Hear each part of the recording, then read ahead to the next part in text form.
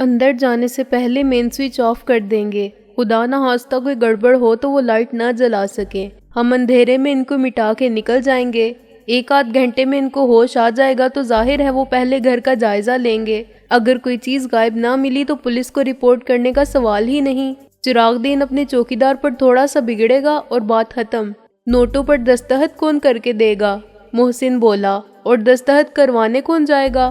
دستخط کون کرے گا؟ یہ تو انسداد منشیات والے بتا سکتے ہیں۔ میں نے کہا، دستخط لینے کے لیے خود مجھے جانا پڑے گا اور میں اپنا حلیہ تھوڑا سا بدل کے جاؤں گا۔ جب چھاپے کا پورا انتظام ہو جائے گا تو میں ان کے ساتھ چراغ دین کے گھر تک جاؤں گا۔ میرے ساتھ استاد ٹیڈی ہوگا اور چھاپا مارنے والے تھوڑے سے وقفے کے بعد آئیں گے۔ میں وہ نوٹ ٹیڈی کو دے کر خود نکل جاؤں گا۔ ٹیڈی بھی خود تو نہیں جائے گا، وہ اس خریدار کو آگے کرے گا۔ جب چھاپا مارنے والے پہنچیں گے تو ہم دونوں میں سے کوئی بھی نہیں ملے گا۔ پھر وہاں کیا ہوتا ہے ہماری جانے بلا۔ وہاں جتنے ہوں گے سب دھر لیے جائیں گے اور مال ضرور برآمد ہوگا۔ دروازے پر رک کر میں نے اندر جھانکا۔ محبت خان برآمدے میں چارپائی پر سویا پڑا تھا۔ میں اور محسن باری باری اندر داخل ہو گئے اور گاڑی کی آڑ میں سیدھے نکل گئے۔ اندر کے سب کمروں میں اندھیرا تھا اور باہر بھی کوئی لائٹ نہیں جل رہی تھی، لیکن ہر طرف سے منعکس ہو کر پہنچنے والی معمولی سی روشنی میں کوٹھی کا ہر حصہ صاف نظر آتا تھا۔ تمام کھڑکیاں اور دروازے بند تھے، مگر غور سے دیکھنے پر ہمیں پیچھے کی طرف ایک کھڑکی کے پٹ کا سب سے اوپر والا شیشہ غائب نظر آیا۔ محسن کے اندازے کے مطابق یہ باورچی خانے کی کھڑکی تھی، چنانچہ باورچی خانے کا دروازہ باہر سے بند نہ ہوا تو گھر میں داخل ہونا آسان ہو جائے گا۔ میں نے منڈیر پر قدم جمائے اور اوپر چڑھ کے شیشے میں ہاتھ ڈالا۔ چٹکنی آسانی سے کھل گئی اور کھڑکی کے دونوں پٹ آواز کیے بغیر واہ ہو گئے۔ ہم دونوں باری باری اندر اتر گئے۔ اگر ہم کوئی پین ٹارچ لے آتے تو کام آسان ہو جاتا، محسن نے کہا۔ تو لائٹر جلا لے اور اپنا ہاتھ سامنے رکھ، میں نے سرگوشی میں کہا۔ روشنی کا دائرہ محدود ہو جائے گا۔ باورچی خانے کا دروازہ باہر سے بند نہیں تھا۔ ہم ایک مختصر سے کوریڈور میں طلوع ہوئے۔ باورچی خانے کے بالکل سامنے اسٹور روم تھا۔ 3 ڈبے چھپانے کے لیے جگہ کی کمی نہ تھی۔ چراغ دین کو ہفتوں کیا مہینوں معلوم نہ ہوتا کہ اتنے بڑے گھر کے ساز و سامان میں راتوں رات گتے کے 3 ڈبوں کا اضافہ ہو گیا ہے، لیکن اس مال کا ایسی جگہ سے دستیاب ہونا ضروری تھا کہ تلاش کرنے پر آسانی سے نہ ملے، اور پولیس یہ یقین کرنے پر مجبور ہو کہ خود چراغ دین نے مال کو بڑی چالاکی سے چھپایا تھا۔ اسٹور روم کا دروازہ بند کر کے محسن نے لائٹر جلایا اور ہم نے سارے فالتو سامان کا جائزہ لیا جو بے مصرف ہونے کی وجہ سے یہاں ڈال دیا گیا تھا۔ میں نے یہ خیال ظاہر کیا کہ اس کاٹ کباڑ میں کوئی ڈبہ چھپانے سے مطلوبہ مقاصد حاصل نہیں ہوں گے۔ پولیس 2 منٹ میں ڈبے کو تلاش کر لے گی اور چراغ دین بھی اپنے دفاع میں یہ ضرور کہہ سکے گا کہ کسی نے پھنسانے کی کوشش کی ہے۔ ڈبوں کو ایسی جگہ چھپانا ضروری تھا جہاں چراغ دین کے سوا کسی اور کی رسائی نہ ہو۔ ایسی ایک جگہ وہ بیڈ روم ہو سکتی تھی جو مقفل رہتا تھا۔ جب تک مریم زندہ تھی چراغ دین بھی اسی بیڈ روم میں سوتا تھا۔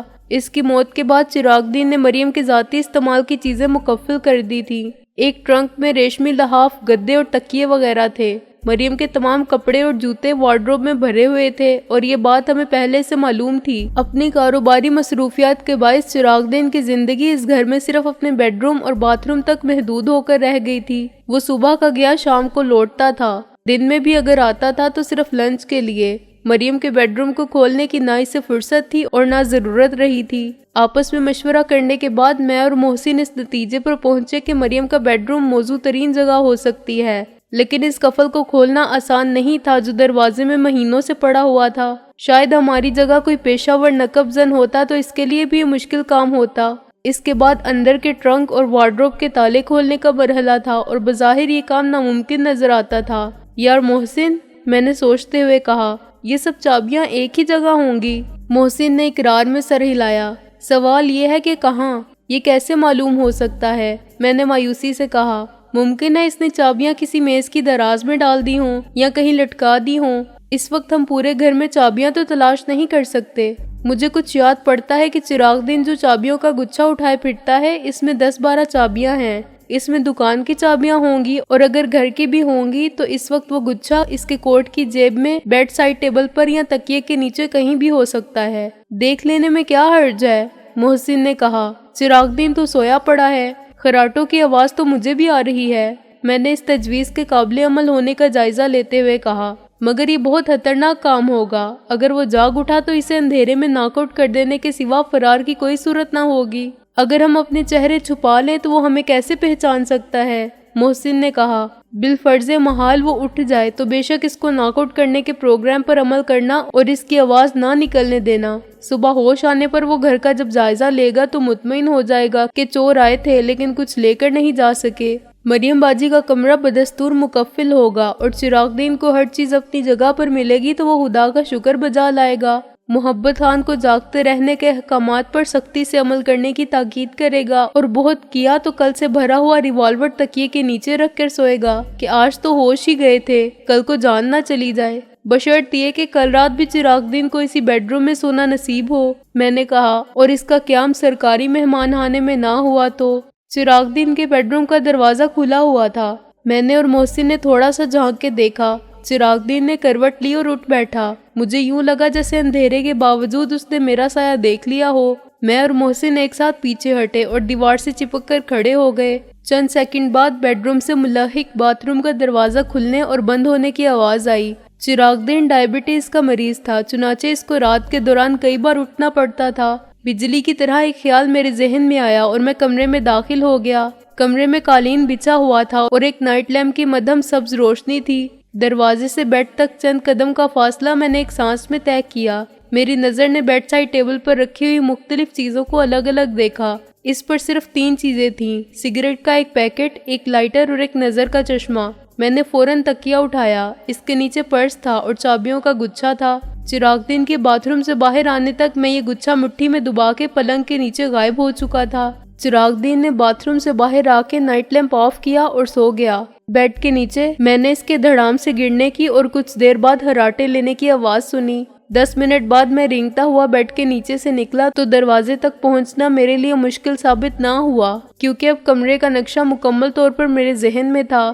میرے ہاتھ میں چابیاں دیکھ کر محسن نے مجھے اس طرح تھپکی دی جیسے کوئی استاد اپنے ہونہار شاگرد کو پہلے ڈاکے میں کامیابی کے بعد دیتا ہے، لیکن کامیابی کے یقین کی منزل ابھی نہیں آئی تھی۔ یہ ہو سکتا تھا کہ درجن بھر چابیوں میں سے کوئی بھی چابی اس تالے کی نہ ہو جو مریم کے بیڈ روم کے دروازے میں لگا ہوا تھا۔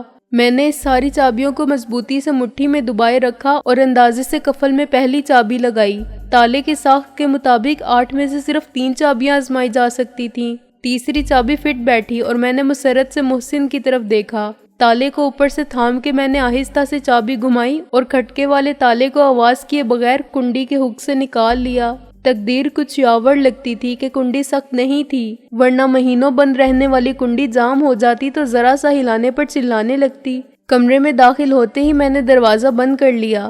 محسن نے تینوں ڈبے فرش پر رکھے اور جیب سے لائٹر نکال کے جلایا۔ قبر کی طرح تاریک کمرے میں ایک آسیب زدہ روشنی پھیل گئی۔ میں اور محسن کچھ دیر بے حس و حرکت کھڑے رہے۔ میرے سامنے یادوں کا ایک قبرستان تھا جس میں وقت کا ہر گزرا ہوا لمحہ کسی لوہے مزار کی طرح اداس نظر آتا تھا۔ ایسا ہی اجالا میں نے ایک گمنام قبر کے کھنڈر میں دیکھا تھا جس کے ایک گوشے میں منشی مرحوم عرف مانچو کا بے جان جسم فرش خاک پر بے گور و کفن پڑا تھا اور پکارتا تھا کہ دیکھو مجھے جو دیدہ عبرت نگاہ ہو اور میری سنو جو گوشے نصیحت نیوش ہو، کہ وزاداری نے مجھے کارٹون بنا دیا ہے اور وفاداری نے مجرم۔ کمرے میں اس وقت کی بازگشت تھی جب یہ گھر مریم کے دم سے آباد تھا۔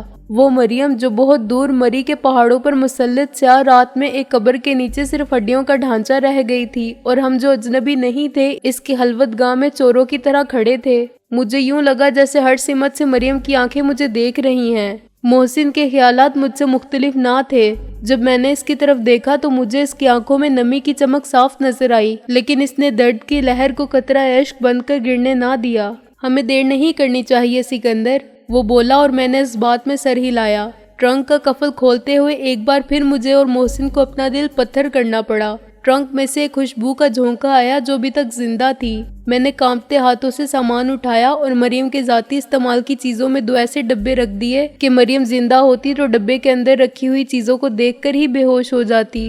اس وقت میرے ذہن میں چراغ دین سے انتقام کی آرزو پر مریم کی یاد غالب تھی، اور مجھے ایسا محسوس ہوتا تھا جیسے میں اس کی قبر پر پھولوں کی بجائے غلاظت بکھیرنے کا گناہ کر رہا ہوں۔ پھر میں نے خود کو یاد دلایا کہ میرا مقصد کیا ہے اور چراغ دین کون ہے۔ چراغ دین مارے آستین ہے جس نے اپنے پالنے والے کو ڈسا۔ اب اس سانپ کا پھن نہ کچرا گیا تو یہ فوزیہ کو بھی ڈس لے گا، اور شاید یہ اس کے نامہ اعمال میں لکھا جانے والا ایک اور جرم ہوگا جس کی سزا سے وہ خود کو بالکل محفوظ سمجھتا ہے۔ اس خیال نے مجھے بڑی تقویت دی اور باقی کام میں نے اپنی جذباتی کمزوری پر قابو پا کے چند منٹ میں ختم کر لیے۔ میں نے ٹرنک میں پھر تالا لگایا اور اپنے رومال سے تالے کو اچھی طرح صاف کر دیا۔ کمرے کی ہر چیز پر گرد کی تہ تھی اور اس قفل پر میرے فنگر پرنٹ نمایاں ہو سکتے تھے۔ اسے صاف کر دینے کا ایک اور فائدہ بھی ہوا۔ اب معمولی سی عقل رکھنے والا کوئی پولیس افسر یہ دیکھ سکتا ہے کہ اس گرد آلودہ کمرے میں تالا بالکل صاف ہے اور آسانی سے یہ نتیجہ حاصل کر سکتا تھا کہ تالا اکثر کھولا اور بند کیا گیا ہے، چنانچہ اس پر گرد نہیں ہے۔ تیسرا ڈبہ وارڈروب میں کپڑوں کے پیچھے چھپا کر میں نے کمرے کو باہر سے تالا لگایا اور اپنے رومال سے دروازے کے ہینڈل تک کو صاف کر دیا۔ اب آخری مرحلہ چابیوں کو واپس تکیے کے نیچے رکھنے کا تھا۔ میں نے محسن سے کہا کہ وہ نکل جائے اور ریلوے اسٹیشن کے سامنے کھڑی ہوئی ٹیکسی میں انتظار کرے۔ استاد ٹیڈی ہماری واپسی میں تاخیر سے پریشان ہو سکتا ہے۔ مجھے امید تھی کہ چراغ دین ایک بار پھر باتھ روم جانے کے لیے ضرور اٹھے گا اور اس مہلت سے فائدہ اٹھا کے چابی پھر تکیے کے نیچے رکھنا مشکل نہ ہوگا۔ محسن کے جانے کے بعد میں چراغ دین کے بیڈ روم کے دروازے سے لگا کھڑا رہا اور انتظار کرتا رہا۔ مجھے یہ اندیشہ تھا کہ صبح ہونے تک وہ نہ اٹھا تو میں کیا کروں گا، یا صبح کے قریب اٹھ کے پھر نہ سویا تو یہاں سے کیسے نکلوں گا۔ پھر مجھے خیال آیا کہ ہر صورت میں وہ اٹھتے ہی تکیے کے نیچے چابیوں کی موجودگی کی تصدیق نہیں کرے گا بلکہ پہلے باتھ روم میں ہی جائے گا۔ آدھے گھنٹے بعد ایک اور گڑبڑ ہوئی۔ دور سے اذان کی آواز آئی اور میں نے محبت خان کو کلمہ پڑھ کے اٹھتے سنا۔ پھر یوں محسوس ہوا جیسے وہ اندر آ رہا ہے۔ میرے لیے اب چھپنے کی ایک ہی جگہ رہ گئی تھی۔ میں چراغ دین کے بیڈ کے نیچے گھس گیا۔ نیچے سے ہی میں نے محبت خان کو اندر آ کے دروازے میں رکتے دیکھا۔ وہ چند سیکنڈ کھڑا رہا اور پھر سیدھا نکل گیا۔ اسی وقت چراغ دین نے جمائی لی اور اٹھ کے باتھ روم میں گیا۔ میں نے چابی تکیے کے نیچے رکھی اور اس کے بیڈ روم سے نکل آیا۔ اب میں باورچی خانے کی کھڑکی کے راستے باہر نہیں جا سکتا تھا، لیکن اب وہ دروازہ کھل گیا تھا جدھر سے محبت خان گھر میں آیا تھا۔ 1 منٹ بعد میں باہر آ چکا تھا۔ پھاٹک کے اوپر سے کود کر سڑک پر آتے ہی میں نے اطمینان کا سانس لیا۔ میری اسکیم کا پہلا مرحلہ کامیابی سے طے ہو گیا تھا، لیکن ابھی بہت سے مرحلے باقی ہیں۔ میں نے خود کو یاد دلایا اور ریلوے اسٹیشن کی طرف چلنے لگا۔ محسن اور استاد ٹیڈی بہت بے چینی سے میرا انتظار کر رہے تھے۔ استاد ٹیڈی ٹیکسی کے بونٹ پر بیٹھا تھا اور محسن ڈرائیور کے ساتھ بیٹھا ہوا تھا۔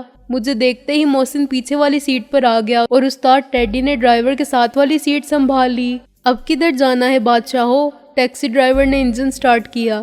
کیوں استاد؟ میں نے ٹیڈی سے مخاطب ہو کے کہا۔ وہ چراغ دین کے دونوں بہنوئی کہاں ملیں گے؟ ہم نے کہا تھا نا کہ صبح ان کو بھیجنا ہے۔ میں نے اس کو پلٹ کر دیکھنے پر آنکھ ماری۔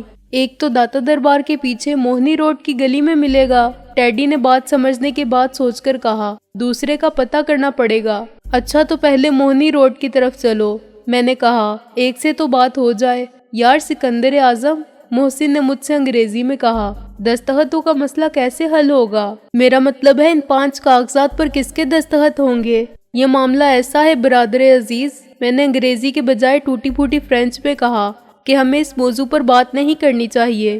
وطن عزیز میں تعلیم کی صورتحال ایسی ہے کہ ان پڑھ نظر آنے والے گریجویٹ ثابت ہوتے ہیں۔ میری فرینچ میں اتنی ہی فصاحت و بلاغت ہے جتنی گوروں کی اردو میں تھی۔ محسن نے بھی فرینچ میں کہا۔ دیکھیے نا، ہم دونوں کی زبان دانی میں 19-20 کا فرق بھی نہیں۔ میں نے کہا، ہم ایک دوسرے کی گرامر اور تلفظ کی غلطیاں معاف کر سکتے ہیں، کیونکہ مشکل وقت میں راز کی بات کہنے کے لیے آدھی ادھوری فرینچ سے بہتر کوئی زبان نہیں۔ اپنے لندن کے 4 سال کے قیام کی مدت میں ہم دونوں نے ایک ساتھ فرینچ پڑھی تھی، کچھ خود کچھ بے قاعدہ کورس کر کے، لیکن اس زبان میں گفتگو کرنے کی صلاحیت ہم نے اپنے ہم مکتب ساتھیوں اور دوست احباب کی مدد سے حاصل کی تھی۔ انگریز کے لیے لاطینی اتنی اہم تھی جتنی پہلے اردو پر عبور حاصل کرنے والوں کے لیے عربی تھی، لیکن وہ دور گزر چکے تھے۔ اب انگریز کوئی دوسری زبان جانتے تھے تو فرینچ، بالکل اسی طرح جیسے اپنے ملک میں فارسی کی آج بھی ضرورت سمجھی جاتی ہے۔ 100 کے 5 نوٹوں پر کسی مجسٹریٹ کے دستخط حاصل کرنا آسان نہیں ہوگا، میں نے کہا۔ اینٹی کرپشن والوں کے پاس بھی جب تک باقاعدہ رپورٹ نہ درج کروائی جائے وہ چھاپے نہیں مارتے، اور یہ بلی کے گلے میں گھنٹی باندھنے والا کیس ہے۔ رپورٹ نہ میں لکھوا سکتا ہوں، نہ تو یہ کام کر سکتا ہے، نہ اپنا استاد۔ میری سمجھ میں ایک ہی صورت آتی ہے کہ ہم کسی پولیس انسپکٹر سے رابطہ قائم کریں اور اپنا زور بیان صرف کر کے یقین دلائیں کہ مسمہ چراغ دین کوئی شریف آدمی نہیں ہے اور اس کے گھر میں واقعی خاصی مقدار میں منشیات کا ذخیرہ ہے۔ ہمارے زور بیان سے قائل ہو کے کون مشکل میں پڑنا پسند کرے گا؟ محسن نے نفی میں سر ہلایا۔ پولیس ہر شریف آدمی کے گھر پر ایسے چھاپا مارنے لگے تو کوئی گھر محفوظ نہ رہے۔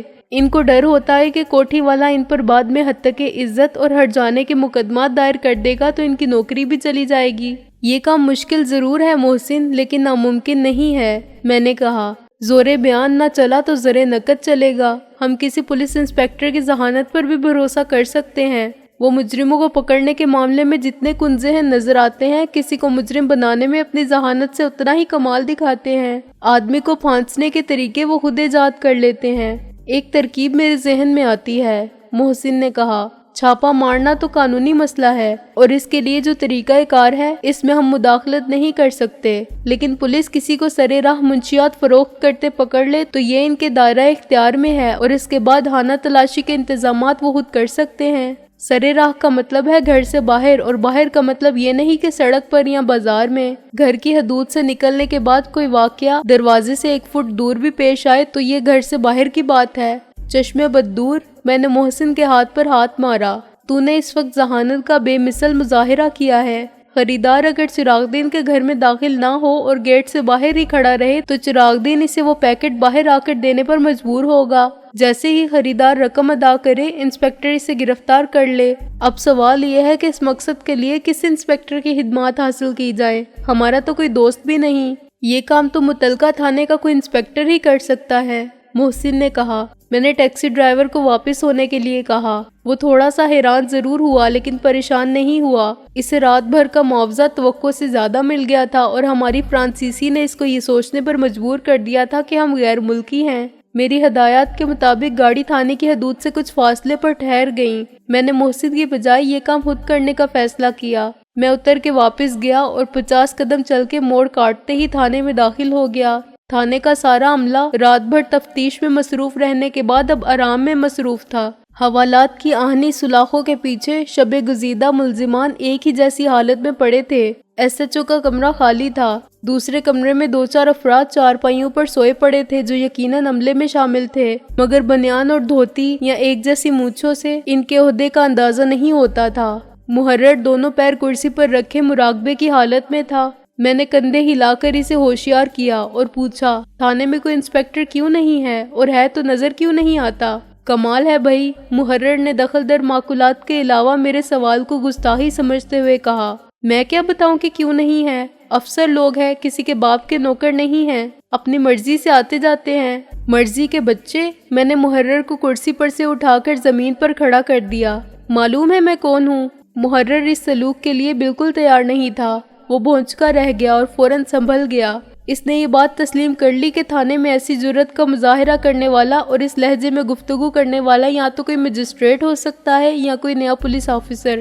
S I Sheikh Syed Ikram Sheikh duty پر ہیں جناب، محرر نے ٹینشن ہو کے کہا۔ ابھی سگریٹ لینے گئے ہیں۔ ایس آئی شیخ، میں نے تلخی سے زیر لب مسکرا کے کہا۔ تمہارا مطلب ہے کہ سگریٹ خرید کے پیتے ہیں؟ محرر کا رنگ اڑ گیا۔ ہم تو ماتحت ہیں سرکار، افسر کو کیا بولے کہ حرام مت لو، خود کبھی کسی سے لے کر بیڑی بھی پی ہو تو آپ معلوم کر لیں۔ جو بات مجھے معلوم کرنی تھی معلوم ہو گئی تھی۔ میں نے سر ہلایا اور دروازے کی طرف بڑھا۔ ابھی کچھ دیر بعد میں پھر چکر لگاؤں گا، میں نے گھڑی دیکھ کر کہا اور تھانے کی حدود سے باہر آ گیا۔ محرر میں اب اتنی ہمت نہ تھی کہ وہ مجھ سے میرے بارے میں کوئی سوال کرتا۔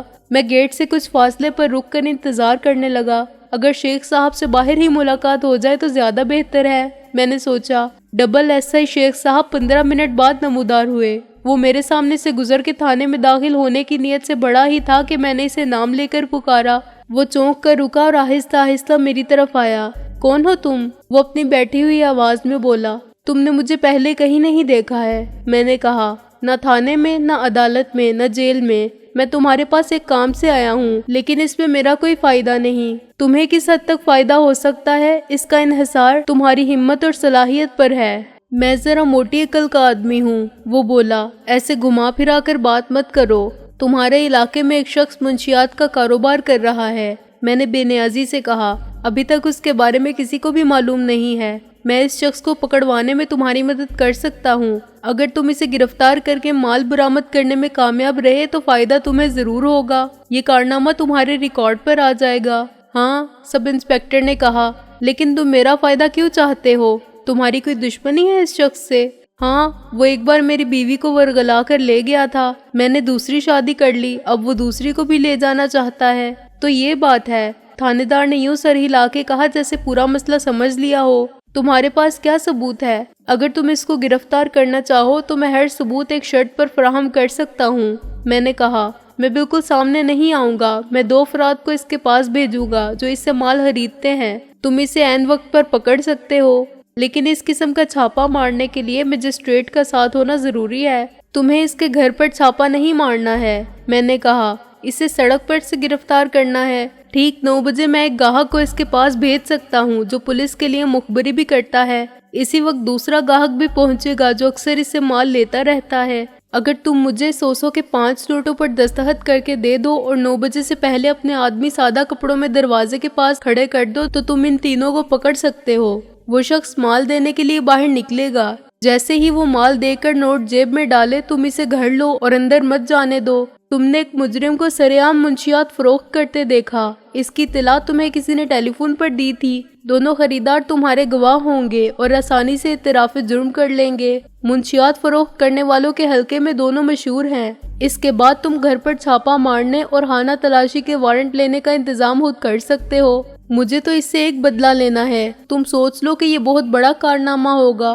نوٹ نکالو۔ سب انسپکٹر نے فوراً فیصلہ کر لیا کہ یہ گھاٹے کا سودا نہیں ہے۔ میں نے اس کو 5 نوٹ پیش کیے۔ ایک لیمپ پوسٹ کے نیچے کھڑے ہو کر اس نے میری پاکٹ ڈائری پر رکھے، اپنے قلم سے ہر نوٹ پر دستخط کیے اور تاریخ ڈال کر میرے حوالے کر دیے۔ میں نے نوٹوں کو واپس جیب میں رکھا، اس سے ہاتھ ملا کر تاکید کی کہ وہ 9 بجے سے پہلے اپنی نفری کے ساتھ پہنچ جائے اور پوری طرح چوکس رہے، اور آخر میں اسے چراغ دین کا پتہ بتا کے روانہ ہو گیا۔ 25 منٹ بعد میں واپس پہنچا تو صبح کا اجالا پھیلنے لگا تھا۔ ٹیکسی میں بیٹھ کر میں نے محسن کو یہ خوشخبری سنائی کہ دوسرا مرحلہ بھی سر ہو گیا۔ اگر استاد ٹیڈی کسی طرح 2 آدمی ٹھیک 9 بجے چراغ دین کے دروازے پر پہنچا دے تو سمجھو کھیل ختم۔ آج کے دن کا سورج چراغ دین کے لیے اس دنیا میں یوم حساب لے کر طلوع ہوگا۔ برسوں پہلے اس نمک حرام نے جس تھالی میں کھایا تھا اسی میں چھید کیا تھا۔ وہ بہت مطمئن تھا کہ اس نے بڑی صفائی سے ایک شخص کے اعتماد کو دھوکہ دیا، بڑی ذہانت سے غبن کیا اور بچ نکلا۔ اس نظام انصاف میں اس کے خلاف کوئی جرم ثابت نہیں ہوا، اور اب برسوں بعد اسے یہ بات یاد بھی نہ آتی ہوگی کہ دنیا میں اس نے جتنی عزت اور دولت کمائی اس کا جائز حق نہیں تھی، اور انتقام مظلوم کی دوسری نسل کو لینا تھا۔ اگر پدر نہ تو اند پسر تمام کند۔ عیاری سے اس نے بھی کام لیا تھا اور یہی ہتھیار میں نے بھی آزمایا ہے۔ پکڑا وہ بھی نہیں گیا تھا اور میرے پکڑے جانے کا بھی کوئی امکان نہیں، اور جس طرح میں جانتا تھا کہ چراغ دین مجرم ہے، اسی طرح ایک دن وہ بھی جان لے گا کہ باپ کا انتقام لینے والا وزیر خان کا بیٹا سکندر بخت ہی تھا۔ اس خیال سے مجھے یوں محسوس ہوا جیسے میرے قرض کا بار بہت ہلکا ہو گیا ہے۔ سوچا تو شاید میرے والد نے بھی یہی کچھ تھا کہ اس مکار نمک حرام کو ایسی سزا دی جائے جو اس کو قانون نہ دے سکا، لیکن ان کو اتنی مہلت ہی نہ ملی۔ سکندر بخت صاحب، محسن نے کہا، میں نے آپ سے ایک سوال کیا تھا۔ کیا؟